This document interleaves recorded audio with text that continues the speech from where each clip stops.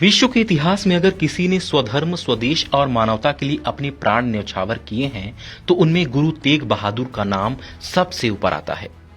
इन्हें हिंद की चादर, भारत की ढाल और मानवता का पिता कहा जाता है। और ये उपमाएं यूं ही नहीं मिली, ये उनका तप, त्याग और अंतिम सांस तक का संघर्ष था। गुरु तेग बहादुर जी का जन्म 1 अप्रैल 1621 को अमृतसर में गुरु हरगोबिंद जी के घर हुआ।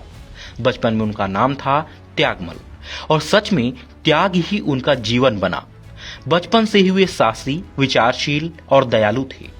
गुरु हरगोबिंद जी, भाई गुरदास जी और बाबा बुढ़ा जी से उन्हें वह शिक्षाएं मिली जो आगे चलकर उन्हें पूरी मानवता का रक्षक बना दिया। सिर्फ 14 साल की उम्र में करतारपुर के युद्ध में उन्होंने ऐसी वीरता दिखाई कि उन्हें नाम मिला तेग बहादुर, यानी तलवार का महान वीर। लेकिन इसके बाद उन्होंने 20 साल तक गहरा तप किया, मन को साधा और फिर सिखों के 9वें गुरु के रूप में मानवता की सेवा में जुट गए। इधर दिल्ली की गद्दी पर बैठा था औरंगजेब, जिसका उद्देश्य था पूरे भारत में शरीयत लागू करना। उसने मंदिर तुड़वाए, हिंदुओं पर जजिया लगाया और लाखों लोगों को जबरन इस्लाम कबूल करवाने के आदेश दे दिए।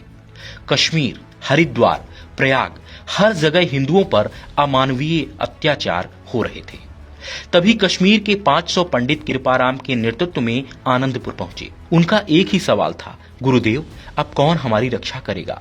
तभी बालक गोविंद राय यानी गुरु गोविंद सिंह अंदर आए और बोले, पिताजी इस अन्याय को रोकने के लिए महान बलिदान चाहिए और आपसे बड़ा महापुरुष कौन। बस निर्णय हो गया, तेग बहादुर इस्लाम स्वीकार करें तो कश्मीर के पंडित भी मुसलमान बन जाएंगे। यह संदेश औरंगजेब तक पहुंचा और वह क्रोधित हो उठा। आदेश दिया कि गुरु को गिरफ्तार करो। गुरुजी अपने 3 शिष्यों भाई मतीदास, सतीदास और दयालदास के साथ दिल्ली की ओर बढ़े और रास्ते में गिरफ्तार कर लिए गए। दिल्ली में उनसे कहा गया, इस्लाम कबूल कर लो वरना मौत मिलेगी। गुरुजी ने शांत स्वर से कहा, डर किस बात का, भय काहू को देत नहीं, नहीं भय मानत आन। फिर उन तीनों शिष्यों को गुरु के सामने ही निर्ममता से मार दिया गया। लेकिन गुरु तेग बहादुर नहीं झुके। अंत में 11 नवंबर 1675 को दिल्ली के चांदनी चौक में उनका भी सिर धड़ से अलग कर दिया गया। लेकिन इससे पहले कि मुगल उनके शीश का अपमान करते, भाई जैता नाम का एक वीर युवक भीड़ चीरता हुआ आया और गुरु का शीश उठाकर फर्राटे से निकल गया। यही शीश आनंदपुर पहुंचाया गया, जहां उनका सम्मान के साथ संस्कार हुआ।